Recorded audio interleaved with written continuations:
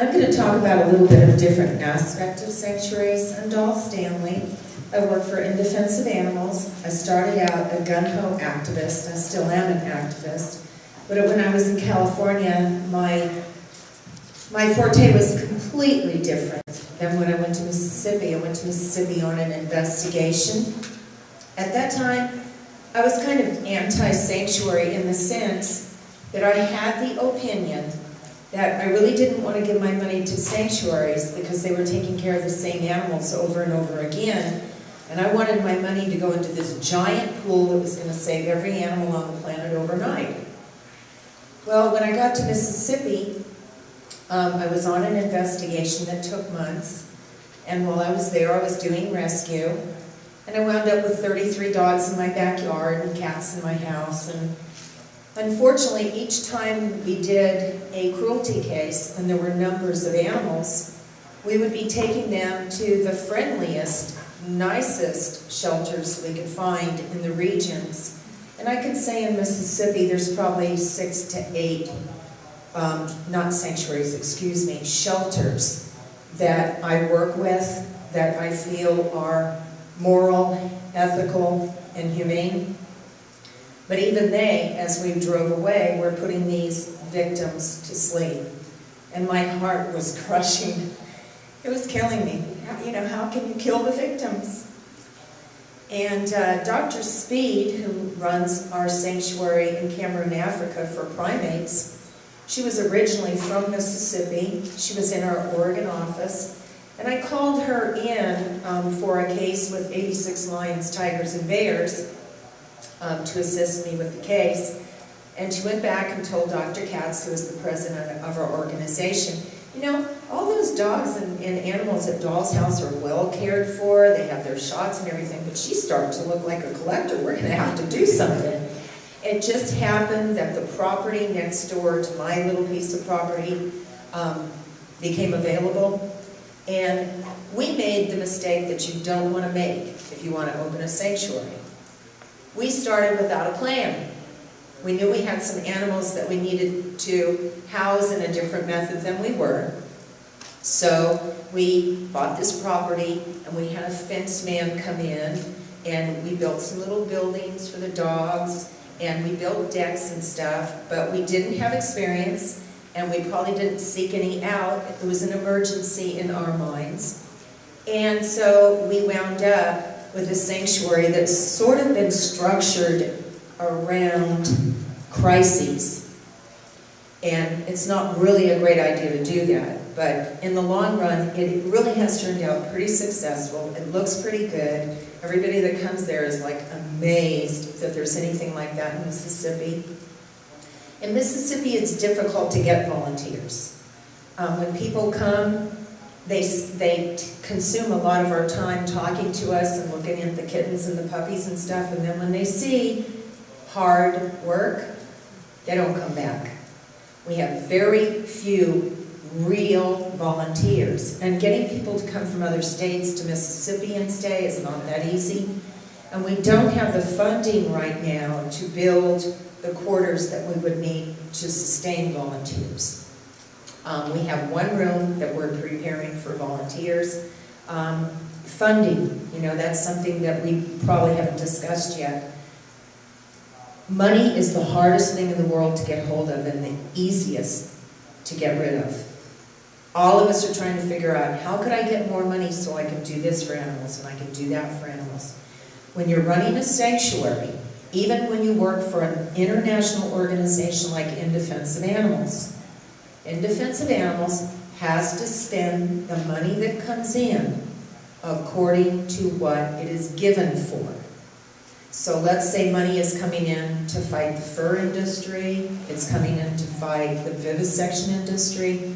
They can't just go, well, Project Hope needs an extra $1,000 this month, let's just put it over there. You have to spend your money the way it's come in. The sanctuary, believe it or not, costs thousands and thousands of dollars a year. There for a while we had a $5,000 a month vet bill, because the local vets are out to make money, and they are giving us a break, but they don't do anything for free.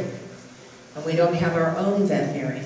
Now, as you get established, you start making contacts, and things can become wonderful. Mississippi State University used to be pretty much our adversary. They do vivisection. We went after them. We sued them for taking in some greyhounds that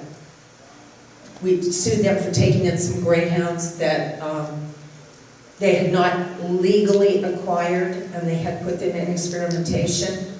And when we went to court over the greyhounds, we went in their backyard, and the judge said that they had sovereign immunity and we couldn't sue them, so we went to the state Supreme Court. Well, by the time we won, those dogs were dead. And MSU hated us. And the one veterinarian over there who really loved us and helped us, he got blackballed. He had a lot of problems. Then we shut down an animal dealer they were using, and then another animal dealer they were using got shut down by Last Chance for Animals. So the picture was becoming clear to them. There are more people worried about animals. They're becoming knowledgeable about what's happening to animals. And they have the most wonderful veterinarian on staff now. He is amazing, Dr. Bushby. He's gotten awards for speaking for animal welfare. He has gotten grants, so he's going to the shelters now in Spain and neutering. He uses third-year students. They visit us once a month. They do about 40 animals, sometimes a little less. This last month they did 43 animals for us.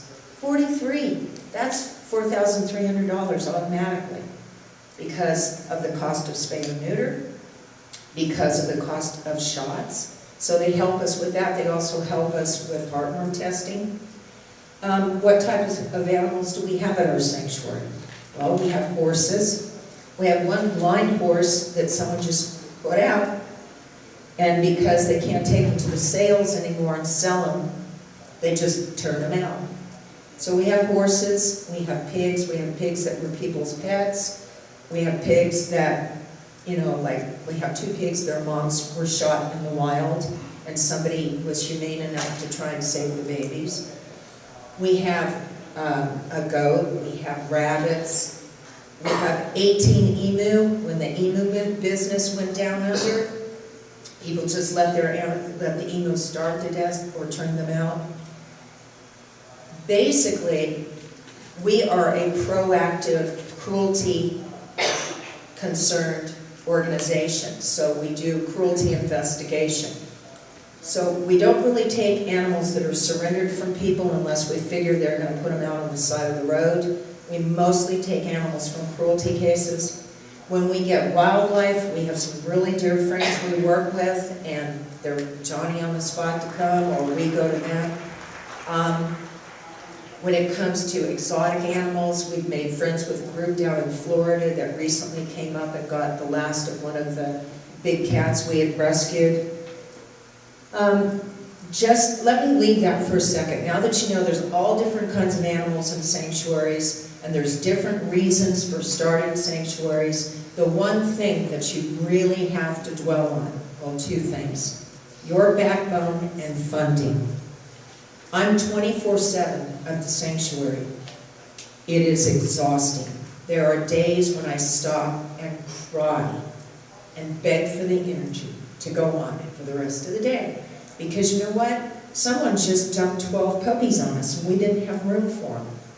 And I've got them in the laundry room, and the quarantine room is full, and where am I going to put them? And no, I'm not taking them to the shelter. I'm not going to do it. You will find the stamina if this is your dedication. The money is your critical factor. It'll break you.